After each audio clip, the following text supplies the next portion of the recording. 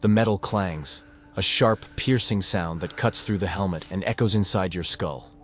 Your vision narrows to a single slit, a rectangle of light showing only fragments of the battlefield ahead. You try to breathe, but hot, humid air already accumulates inside the helm, condensing into droplets that slide down your face. Each movement demands conscious effort. The weight of the full armor presses on your shoulders, your back, your legs. 30 kilograms of steel that promise to transform you into an impenetrable fortress. But in this moment, as the enemy closes in and your breathing becomes desperate within this metal tomb, you understand a brutal truth that 15th century knights discovered in the worst possible way. The same protection meant to save you can be exactly what kills you. Welcome to the mechanical and merciless reality of 15th century medieval combat. Not the romantic battles you see in films, with graceful knights dueling beneath the golden sun. We're talking about brutal physics, lethal exhaustion, and tactical limitations that transformed every confrontation into a pure survival equation. Understanding the weaknesses in your own armor mattered just as much as knowing your enemy's strengths. Here's the paradox few grasp. At the exact moment when armor technology reached its peak, it simultaneously created the most exploitable vulnerabilities in military history. Vulnerabilities that intelligent commanders would learn to weaponize with devastating effect. The full plate armor of the 15th century was an engineering marvel.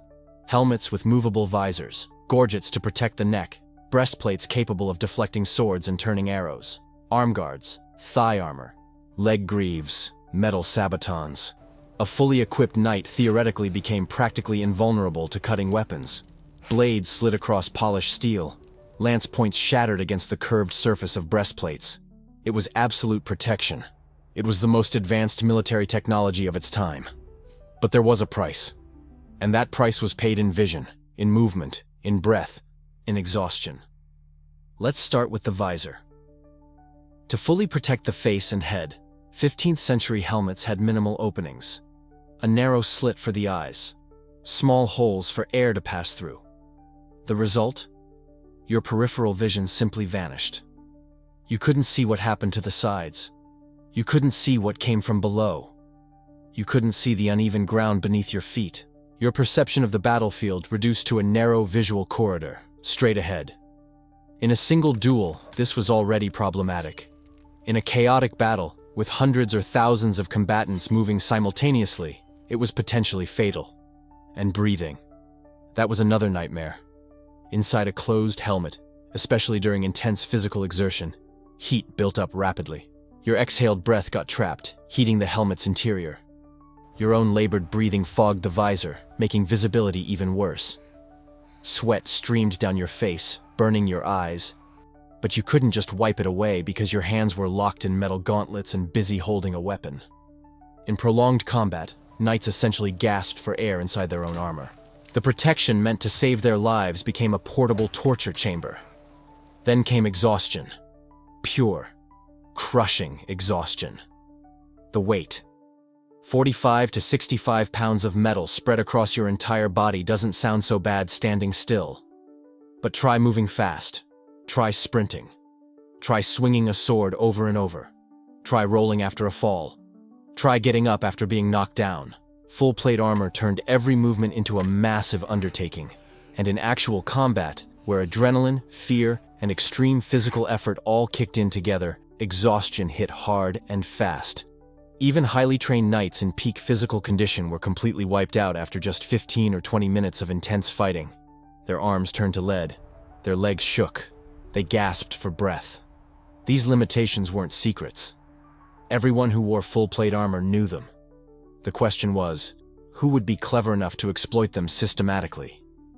The answer came from commanders who grasped one fundamental truth. In actual combat, heavy armor didn't make soldiers unstoppable. It made them predictable. It made them slow. It created specific, exploitable weaknesses. Take the sword through the visor technique that names this entire analysis. It wasn't some elegant cinematic fencing move. It was brutal and direct a technique that exploited exactly the vision problem we just covered. A more agile fighter, either unarmored or wearing lighter protection, would wait for the split second when the heavily armored knight committed to a strike. That's when the attacker would step sideways, moving completely out of the opponent's narrow visual corridor, and drive the sword blade or dagger point straight through the visor's opening. It wasn't a matter of strength. It was a matter of geometry. The visor had to have an opening. That opening was an absolute physical vulnerability. And if you were fast enough, agile enough, coordinated enough with your companions to create the necessary distraction, you could transform 15th century's most advanced protection into a deadly trap for the one wearing it. But exploiting armor's weaknesses went way beyond one-on-one combat tactics. Military strategists realized something far more devastating. When you combined the vision and movement restrictions of heavy armor with the right environmental conditions, you could completely wipe out an entire army's numerical and technological superiority. Smaller forces discovered they didn't need to be stronger. They needed to be smarter. The real weapon wasn't something in their hands, it was what was under the enemy's feet. Think about it. A knight in full plate armor needs firm and relatively flat terrain to operate efficiently. He needs to be able to move, maintain balance, execute maneuvers. But what happens when that terrain simply doesn't exist? What happens when rain transforms the battlefield into a quagmire? When deep snow turns every step into a struggle? When irregular terrain full of rocks and roots turns the visor's vision restriction into a death sentence because you literally can't see where you're stepping? The answer was stark and brutal. The armor that cost a fortune, that took months to forge, that was supposed to guarantee battlefield dominance, became a dead weight. Worse than useless. Dangerous. Knights bogged down in mud, paralyzed. They tripped over rough ground they couldn't see. They lost their footing on icy surfaces and, once down, often couldn't stand back up without help. While they flailed against their own armor, helpless, faster enemies surrounded them and cut them down with cold efficiency. This was the reality that separated legendary commanders from the forgotten. They understood that battles weren't won by whoever had the best armor, but by whoever knew how to create conditions where the weight of metal became fatal. But smart commanders figured this out centuries before the 1400s. Jump back 365 years to 1315. An Austrian heavy cavalry army confidently marched into Swiss territory held by a much smaller force. The Austrians had the numbers. They had armored horses. They had cutting-edge military technology. What they didn't understand was how mountains turn advantages upside down. The Battle of Morgarten was fought in a narrow pass between mountains, where terrain did something no Swiss soldier could do alone. It transformed Austrian cavalry, with all their protective armor and charging power, into slow and vulnerable targets trapped in a deadly corridor. On open ground, heavy cavalry was basically unstoppable in the 1300s. A charge of armored knights on horseback could smash right through infantry lines. But what if you force that cavalry through a narrow mountain pass between towering slopes? What happens when Swiss fighters stationed above start rolling massive boulders down, picking up speed as they tumble? All that armor protecting the Austrians from swords and arrows? It meant nothing against boulders the size of barrels hurtling downhill. The horses, already weighed down by armor, couldn't maneuver in the tight space.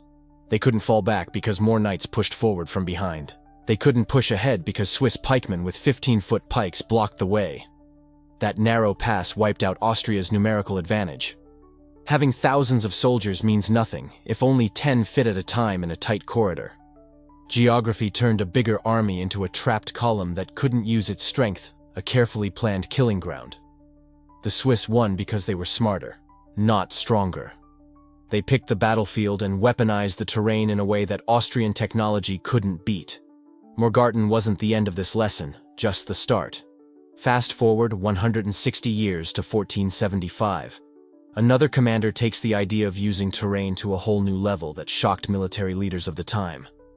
His name was Stephen the Great, Prince of Moldavia, and he's about to fight one of the most feared armies in the world with a force one-third the size. The Ottoman Empire marched north with 40 Zuozer soldiers. Well-trained infantry, expert cavalry, heavy siege weapons. This was a war machine that had taken Constantinople just 22 years earlier, that had crushed Christian armies repeatedly, that looked unstoppable as it spread across Eastern Europe. Stephen had between 12 Zuozer and 16 Zuozer soldiers under his command. In a straight fight, any head-to-head battle in open terrain, the Ottomans had an overwhelming advantage. But Stephen had no intention of fighting in open terrain. He was going to use the Moldavian forest itself as a trap. The Battle of Vaslui started with a calculated choice. Stephen fought during the wet season when rain turns fields into impassable swamps. He chose to position his army in thick forest where Ottoman formations would splinter and lose cohesion. Every element of the environment was picked like a grandmaster placing pieces for checkmate. When the Ottomans pushed forward, sure of their numbers, they ran into problems. Their heavy cannons sank into mud. Their tight formations fell apart navigating dense forest. Their cavalry, so lethal in open ground, got stuck in flooded terrain, unable to pull off the coordinated charges that usually destroyed enemy lines. Then, Stephen struck. Moldavian troops poured out of the forest at dozens of points at once, turning what should have been a single organized battle into many chaotic small fights scattered across the terrain. The Ottomans couldn't see the whole battlefield through the trees. They couldn't coordinate a response because communication between different army groups was impossible in that broken terrain. They couldn't use their numerical edge because the geography forced them to fight in small, separated pockets. That mud became as deadly as any blade for Ottoman troops weighed down in armor. Each step drained energy. Every move was slow, predictable, exhausting. The Moldavians? They knew that terrain, wore lighter protection, and moved with lethal speed. 40 Zeozern Ottomans got beaten by a force one-third their size because Stephen grasped something basic about warfare. Numbers only work if you can actually use them. Technology only wins when the environment allows it. Control the terrain, use every feature as a tactical advantage, and you flip impossible odds around into almost certain victory. But controlling terrain wasn't just about natural geography. Skilled commanders also knew that walls and fortifications engineered defense could make a defending force exponentially stronger in ways that simple numbers couldn't explain. 1453. Constantinople faces history's most devastating siege. The Byzantine Empire is dying. This city, once Christianity's greatest jewel, had survived countless assaults throughout centuries. Now an Ottoman army, anywhere from 80 Wolon to 200 Wolon soldiers, historians disagree, surrounds it. The Byzantines had about 7 Wolon defenders. By pure military math, Constantinople should have fallen in days. But the city had something stronger than numbers. It had the most advanced walls ever constructed at that time. It had fortifications in layers that turned every meter of ground into a horrific, expensive struggle. The walls were engineered to turn every single defender into a force multiplier. Constantinople's 3 layers of walls made attackers fight through 3 separate defense lines. Each wall sat higher than the one before. Every section was designed so Byzantine archers could hit enemies from multiple directions. Every gate was a kill zone. Invaders had nowhere to hide from arrows. Rocks and boiling oil poured from above. For 55 days, 7 Zeeuwzeran defenders stopped a force maybe 30 times their size. 55 days that proved smart. Architecture turns ordinary soldiers into unstoppable defenders. 55 days showing that when you design the battlefield and multiply each defender's strength through engineering, numbers become much less important. Constantinople eventually fell, not because walls failed, but because 55 days of non-stop fighting exhausted the defenders completely. Still, even losing, the city proved one key principle. Design the combat space right, engineer your defenses smartly, and numbers matter way less. But here's the thing. Walls don't fight alone. Mountains didn't automatically kill Austrian knights at Morgarten. Architecture alone didn't hold Constantinople. What mattered most wasn't geography. It was the human mind. In medieval battle chaos, with arrows raining down, what made the difference between commanders who used terrain knowledge to win and those who had that knowledge but died anyway? It was real-time adaptation. Ability to read the battlefield while blood and guts turned earth to mud. That lesson showed up clearest in a muddy field near Bosworth in August 1485. The Battle of Bosworth Field wasn't some typical medieval battle. It was chess played with human bodies, where every move had to work not with history textbook clarity, but in the chaos of actual fighting. King Richard III of England faced impossible odds. His army was smaller than the Tudor force coming at him. But here's what made Richard different from forgotten commanders. He didn't just count troops. He studied the terrain. He watched enemy movements, Most critically, he understood the politics of his own army, knowing which commanders might betray him, which loyalties were real, which were paper-thin. Bosworth's terrain was built for armor to fail. Rain had turned the fields into swamps. You couldn't move fast. Cavalry charges would be slow and ineffective. Richard knew his opponent, Henry Tudor, was expecting reinforcements that hadn't actually committed to him yet. This fight wouldn't be decided by raw force. It would go to whoever could see through the complexity and adapt in the moment. When battle started, Richard showed brilliant tactical reading. He set up his troops to use the terrain's limits, forcing Henry to fight in conditions that killed his numerical edge. But here's where it gets really interesting. When his plan hit unexpected problems, when reinforcements got hesitant, Richard didn't lock up. He pivoted. He spotted Henry Tudor vulnerable on the battlefield flank, guarded by just a handful of men. And Richard did something crazy. He charged personally across the battlefield, betting everything on one stroke. Killing Henry would end the war immediately. This wasn't Hollywood bravery. It was cold tactical math. Kill Henry, and the Tudor army falls apart before anyone decides which side they're on. The charge almost worked. Richard and his best knights cut right through Henry's guard. For several minutes, the English crown was being decided by sword blades through visors, lances finding gaps in armor. The pure mechanical brutality of medieval combat that no movie ever gets right. But there were limits to what adaptation could do. The reinforcements Richard counted on never showed. Worse, some of his own commanders turned on him at the crucial moment, leaving him stranded in enemy-held ground. Here's the hard truth about command during pressure in the 1400s. You could read terrain perfectly, pivot brilliantly, and still lose because of human factors no leader can totally predict. Richard died in battle, the last English king to fall that way. But that loss doesn't kill the lesson. It proves it. Because Bosworth shows adaptation doesn't guarantee wins. But without it, outnumbered forces have almost zero chance. Richard turned what should have been a quick rout into a battle that nearly rewrote history, just by reading the field and moving fast under insane pressure. This ability to read situations explains what historians have puzzled over for ages: why soldiers fight hard. In Constantinople's case, defenders knew exactly what happened if the city fell. That terrible certainty removed doubt. Desperation turned into drive. Byzantine leadership used that desperation as strength, getting 7,000 men to fight with an intensity the massive Ottoman force couldn't match. Leadership literally changed brutal facts into psychological strength. Now here's where everything clicks into place. How the weak beat the strong in the 1400s. It wasn't one thing. It was three separate elements working together perfectly. First, understanding how armor actually works. Heavy armor wasn't unbeatable. It was a physical limitation with specific weak points.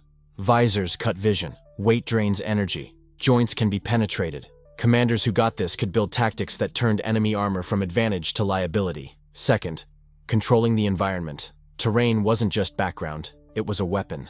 Mud stopped cavalry. Tight passages nullified numbers. Walls multiplied defensive strength. Weather created advantages for those ready to use them. Leaders who weaponized their environment could make the landscape fight for them. Third, adaptive command. Reading situations on the fly, changing plans when reality interfered, turning fear into focus, and communicating orders when everything's chaos. Without this human element, all the mechanical and environmental knowledge meant nothing. Armor mechanics plus environmental control plus adaptive leadership, that's the formula. When all three clicked together, when a commander grasped the brutal physics of 1400s combat, controlled his surroundings, and pivoted under fire, impossible wins became possible and repeatable. This isn't just cool history. It's how modern militaries actually think. In 2025, when analysts look at Ukrainian tactics, how they fight a much bigger army, they're watching the same 1400s principles play out. Know your enemy's equipment limits. Use terrain relentlessly. Have leaders who adjust on the fly. Military schools worldwide teach Morgarten, Vaslui, and Bosworth today. Not as historical trivia, but as blueprints for timeless strategy. Technology evolved plate armor, tanks, swords, missiles. But the core logic stays the same: how smaller forces systematically beat bigger forces through understanding battlefield reality better. That never changes. 1400s combat's brutal reality wasn't the romantic heroics Hollywood sells. It was violence with physics equations behind it, geography as weapon, leadership operating under crushing pressure. It was understanding one fact: knowledge gave advantages that sheer numbers never could. Look at medieval armor today. You're not seeing decoration or history. You're seeing physical constraints with specific weak points smart commanders exploited. You're understanding why mud killed knights better than courage could, why tight valleys broke big armies, why 7-0 men held a city against maybe 100-0 for almost 2 months. The sword through the visor? It symbolized the split between winning and losing, knowing exactly where metal stops and skin begins. It proved commanders who grasped tactical reality beat those who ignored it. Medieval combat, like all warfare, rewarded intelligence over strength, adaptability over rigidity, understanding over blind hope. Those became the difference between losing everything and winning against the odds. If this changes how you see military history, if understanding armor mechanics, environmental control, and adaptive leadership finally explains why small armies beat large ones, subscribe for more on how the weak consistently beat the strong through superior thinking. This wasn't a 1400s story. It's ongoing in every conflict today where brainpower still beats brute force. The armor reflects the sun, but you see it differently now. Not invincibility limitation, not perfect safety-specific vulnerability, not automatic advantage opportunity for those smart enough to find the cracks. That knowledge, that ability to pierce through romance and see the brutal physics underneath, that's the real secret of how the weak broke the strong back then. No magic, no luck, no gods. Just physics, terrain, and human judgment, applied ruthlessly where metal turned to flesh.